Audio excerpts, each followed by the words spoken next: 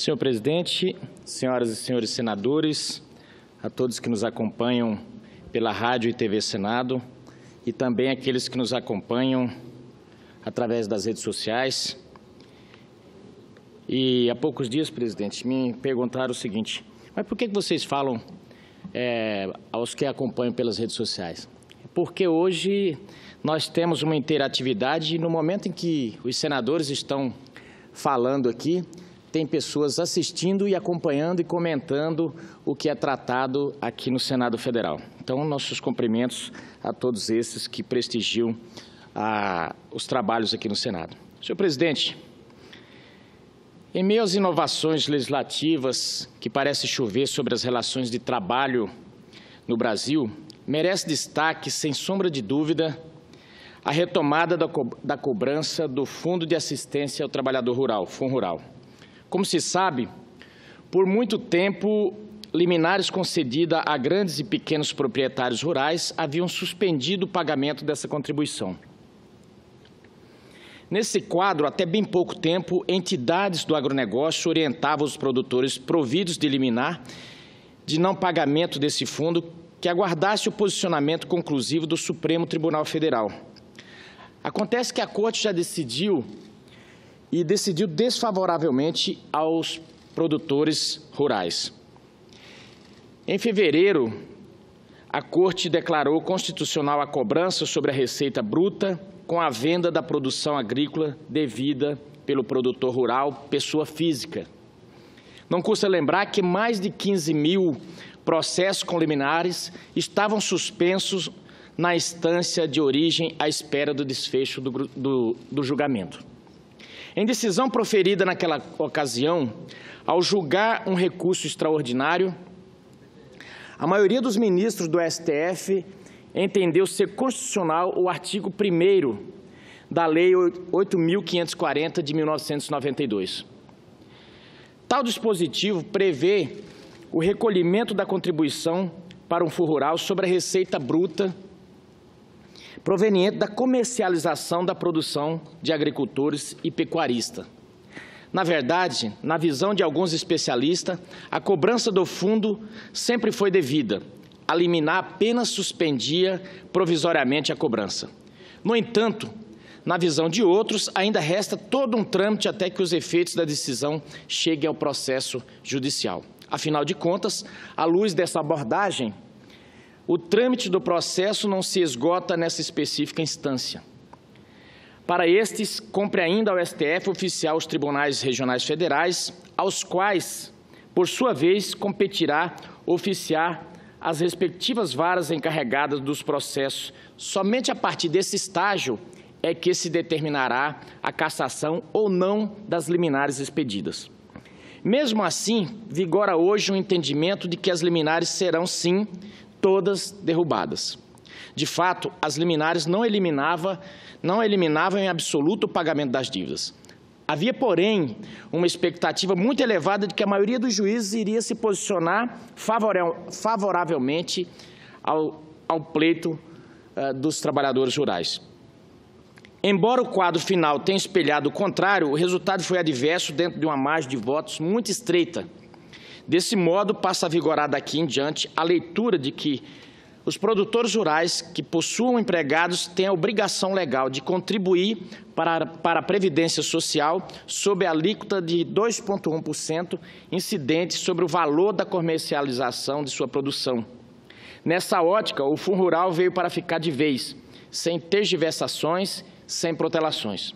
Assim, prevalece a recomendação no sentido de persuadir o produtor rural a reservar recursos visando ao pagamento das contribuições atrasadas.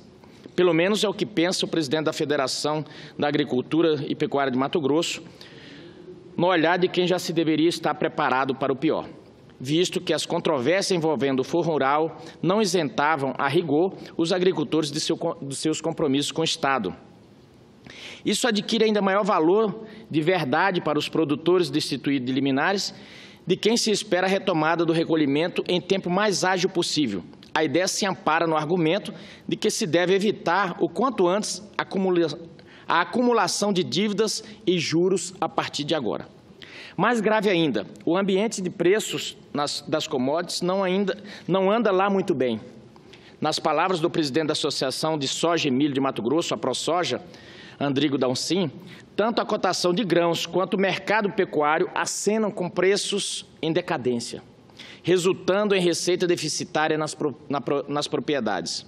Resta-nos, então, mitigar os prejuízos, buscando fórmulas menos dolorosas de absorver o choque financeiro. Diante dessa dramática decisão, senhor presidente, o nobre senador Ronaldo Caiado, em audiência pública conjunta do Senado e da Câmara, para debater o problema do Fundo Rural, na última quarta-feira, chegou a declarar que o governo não poderia penalizar o setor rural ao querer fazer caixa com a cobrança retroativa deste fundo. Não por acaso, e aproveitando o ensejo, o senador Caiado apresentou projeto de lei pela remissão e o cancelamento de todo o passivo no Fundo Rural, que pode chegar a 26 bilhões de reais. Envolto em um apelo comovente, ele chamou cada estado, cada produtor rural, a solicitar a seu representante parlamentar a assinatura da urgência para o projeto. Mais que isso, ele apropriadamente não hesitou em questionar o grave momento econômico e político em que o STF decidiu por validar a cobrança do Fundo Rural. Em face da grave crise que assola o Brasil, tudo soa como uma inconsequente provocação ao se julgar que seja justo o setor rural pagar a conta com essa bilionária cobrança. Penso que só podem ter confundido uma safra recorde com mais de 200 milhões de toneladas com a renda final do produtor. Querem que o setor arque com suor por toda essa estrutura do governo que não foi reduzida. Estão procurando fazer caixa justamente no setor agrícola, disse o senador Caiado. Aliás, juntos estávamos a criticar o governo por não ter apresentado qualquer proposta que, a despeito do ônus financeiro proveniente do Fundo Rural, pudesse viabilizar a continuidade da atividade do produtor. Afinal de contas, trata-se de um setor que tem impulsionado a economia do país. No entanto, não foi a grata surpresa, senhor presidente, ao depararmos com as notícias mais recentes, segundo as quais se anuncia que o Palácio do Planalto deve oferecer, sim, benefícios às empresas e produtores rurais com dívidas com fisco na expectativa de reduzir resistência à reforma da Previdência. A intransigência das autoridades econômicas parece ter adquirido um choque de realidade ao ceder espaço às reivindicações mais elementares do setor.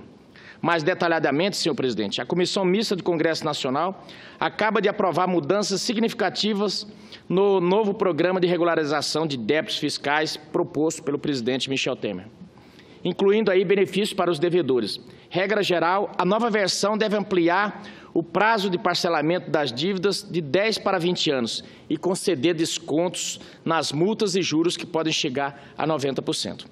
Na sequência, visando atender o pleito do campo, o Congresso Nacional já se inclina fortemente à inclusão da possibilidade de parcelamento dos 26 bilhões de reais de dívidas com o Fundo Rural. Graças a esse esforço da bancada, estamos lidando com uma conquista expressiva dos produtores do campo, evidentemente, quando tudo estiver devidamente acertado no plano legal. Antes disso, porém, cabe-nos a vigilância dioturna para que o governo não nos surpreenda mais tarde com alguma ressalva legislativa nebulosa. Contra tais eventualidades, é imperativo que estejamos atentos às manobras políticas sob os movimentos das quais tudo pode vir a se perder como um passe de mágica. Na verdade, senhor presidente, o que temos que olhar é que boa parte do alicerce que sustenta a economia brasileira hoje vem do campo. E não podemos demonizar nem tratar aqueles que trabalham no campo como inimigos ou como se trabalhasse contra a nação. Não podemos fazer um jogo de luta de classes contra aqueles que estão no campo. Porque, na verdade, os produtores, aqueles que produzem, seja o pequeno, seja o grande, ele joga todo o seu capital todo ano e à espera de chuva, à espera de que haja produtividade.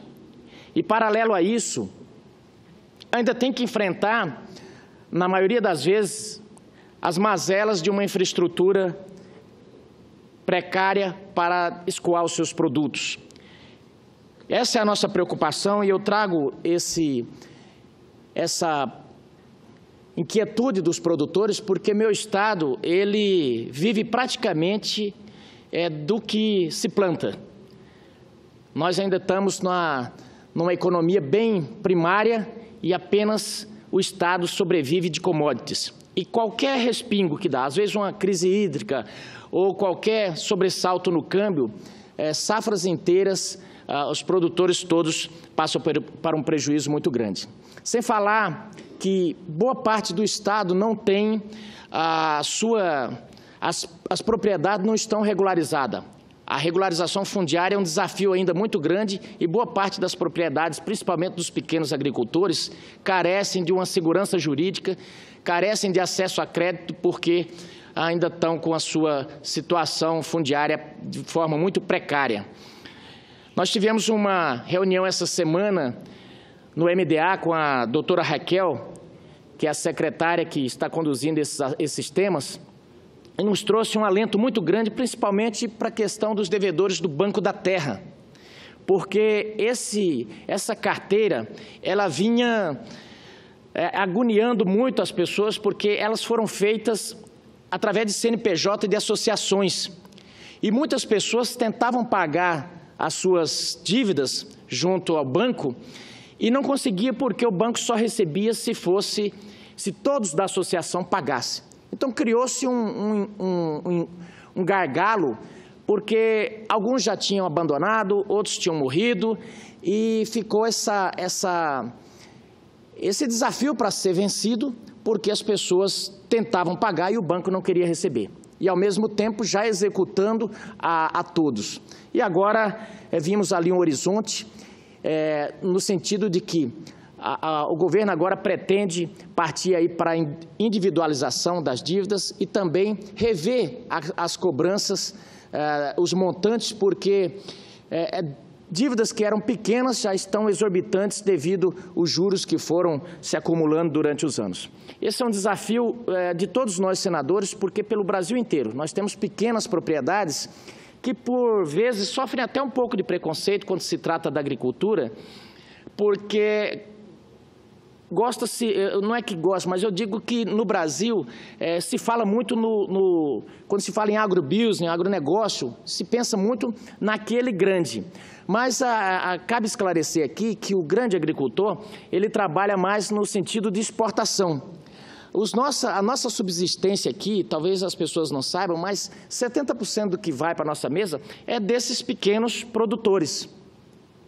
E é por isso que nós precisamos ter um olhar muito cuidadoso para que essas pessoas tenham facilidade. Eu recentemente estive no Banco do Brasil e ainda estou ali numa briga muito forte, porque nas cidades, boa parte, principalmente no interior do Brasil, nas cidades menores de porte de 200, 100 mil habitantes, o Banco do Brasil está fechando muitas agências e que está dificultando a vida desses pequenos produtores que às vezes têm que viajar longas distâncias para poder encontrar uma agência, fazer suas transações bancárias e ter acesso ao crédito. Essa é uma preocupação porque nós temos cada vez mais essas instituições preocupadas em cortar custos e sem pensar, sem ver o objetivo para que essas instituições bancárias foram criadas.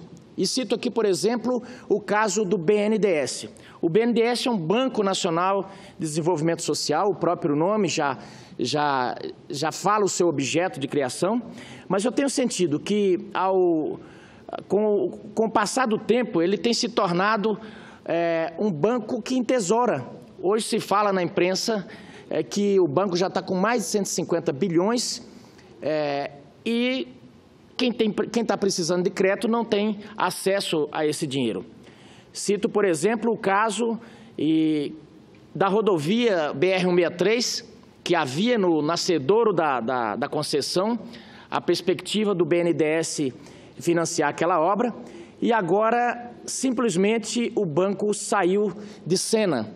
E os mato-grossenses estão pagando pedágio ali na BR-163 sem ter acesso à rodovia duplicada, à rodovia mantida, como foi prometida quando a presidente Dilma Rousseff fez a concessão. É bem verdade que aquele modelo de uma privatização envergonhada, porque ela foi feita parte para a iniciativa privada, parte ficou com o DENIT, então acabou se desencontrando. O DENIT não fez a obra, e agora com a Lava Jato o BNDES não fez o empréstimo e está ali todos os mato-grossenses inquietos. E aí mais um impacto sobre os produtores rurais que não conseguem escoar os seus mantimentos. Então são essas decisões de governo que têm impacto direto. Agora, recentemente, eu fui ver, falando, o BNDES não pode fazer esses aportes porque não tem segurança, não tem garantias, o rate da Odebrecht virou pó e a empresa, o banco não pode fazer empréstimo. Mas aí eu fico perguntando, e eu pergunto para os técnicos do BNDES, quando foi para mandar dinheiro para o Porto de Muriel? Por que não teve eu diria, essas filigranas? Por que não olharam essas filigranas das leis do regulamento? Por que para Muriel pode, para Mato Grosso não pode? Por que para Venezuela pode, para Mato Grosso não? Por que para Angola, para outros países da África pode e para Mato Grosso não? Essa é a grande discussão. Eu, sinceramente, já avisei aqui, vou bater constantemente nessa tecla de que nós precisamos de um banco realmente social. Agora, quando é para fazer política de governo, o que ocorre? E não política de Estado, o BNDES fez bonitinho e deram os mesmos técnicos. Isso não me convence de que o aporte financeiro ali para Mato Grosso não pode ser feito. Ontem me chamaram e falaram, Medeiros, não fica tocando nesse assunto, porque os técnicos eles têm que responder às exigências do TCU. Eu, com todo respeito, as favas com esses argumentos.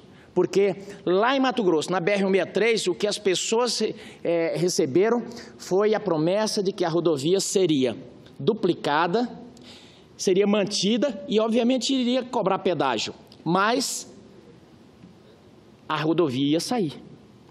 E agora está lá, esburacada, sem duplicação e as pessoas morrendo. Eu quero lembrar aqui que houve uma tragédia aqui no Brasil, onde morreram 276 pessoas na Boate Kiss. Pois bem, a rodovia BR-163, 364, aquele conjunto de BR federais ali no Mato Grosso, todo ano morre 280 pessoas.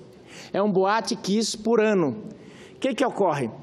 Com um simples pedaço da rodovia que foi duplicada, esse ano passado já caiu pela metade a quantidade de mortes. Aí eu pergunto ao BNDES, a quem quer que seja, se não por uma questão patrimonial, que esse problema seja resolvido por uma questão humanitária. Se não por uma questão patrimonial, econômica, porque Mato Grosso hoje responde por 27% da produção nacional, que faça por aquelas vidas. Imagine você economizar, ficar tentando segurar recursos enquanto pessoas morrem. Se fosse para salvar uma vida, já valeria. De repente você fala, Medeiros, você está fazendo um discurso piegas, mas não, a realidade são números. Eu trabalhei 22 anos ali naquela região e cansei de ver verdadeiras tragédias. As nossas rodovias matam muito, nosso trânsito mata muito. É mais de 50 mil pessoas a todo ano que morre. Nós não temos nenhuma guerra nesse momento matando esse tanto de gente. Então, às vezes as pessoas ficam aqui em Brasília, trancadas nos gabinetes, preocupadas com esse ou aquele assunto menor, enquanto tem um Brasil real que tem soluções, ou precisa de soluções urgentes, emergenciais. Mas não, você entra no gabinete e falou, não, mas é porque essa portaria aqui, ela não pode, tem que ser cumprida aqui. Olha, eu penso o seguinte, nós precisamos de um grande esforço, quero conclamar a bancada do meu Estado, nós precisamos reunir, se preciso, Ministério Público, Tribunal de Contas da União, governo, para que a gente possa solucionar esse gargalo. Não pode porque a empresa está na Lava Jato. Meu Deus do céu, Lava Jato é um caso de polícia. E, aliás, eu faço um alerta aqui, nós precisamos copiar países que já passaram por operações similares. Lá as pessoas são presas, as pessoas respondem pelos crimes, mas empresa, gente, empresa não comete crime, quem comete crime são as pessoas. Então, por isso que eu faço aqui um chamamento para que a gente possa afastar esses executivos, mas manter a estrutura. Só a Odebrecht demitiu 130 mil pessoas. Se a gente for pegar todas as empresas que estão envolvidas na Lava Jato, perderam-se quase 500 mil empregos. Então, não estou defendendo o mal feito, estou defendendo que a gente possa, se possível, o Estado possa, inclusive, intervir nessas empresas, afasta todo mundo, mas mantém-se os empregos, mantém-se as obras. Está lá todas as obras paradas, o Brasil em cemitério de obra, porque temos que esperar a Lava Jato terminar. A Lava Jato, pelo jeito, vai longe ainda. Agora mesmo acabou de ter mais uma operação. Então, é esse o apelo que eu faço para que a gente possa começar, todos juntos, pensar em começar a separar. O que é de polícia, o que é de Ministério Público, que o Ministério Público cuide, mas nós precisamos, como país, pensar que existe vida além da Lava Jato, existe um grande caminho a ser percorrido para que a gente saia desse atoleiro. Vale lembrar até que as pessoas estão dizendo, olha, nós estamos passando por um momento de muita dificuldade e que o país é muito corrupto, aquele negócio de tornar como se fosse um grande caos aqui. É verdade, nós estamos passando por uma crise econômica, uma crise política. Agora, vale lembrar também que nós somos o único país nesse momento que estamos fazendo temos uma grande operação nos moldes da Operação Mãos Limpas e temos a possibilidade, sim, de sair maior desse episódio. Agora, enquanto ela transcorre, nós não podemos penalizar quem está sustentando o país. Nesse momento, senhor presidente, agradeço pela tolerância e digo que nós temos que começar, temos os nossos embates políticos, mas, acima de tudo, buscarmos uma saída para o Brasil. Muito obrigado.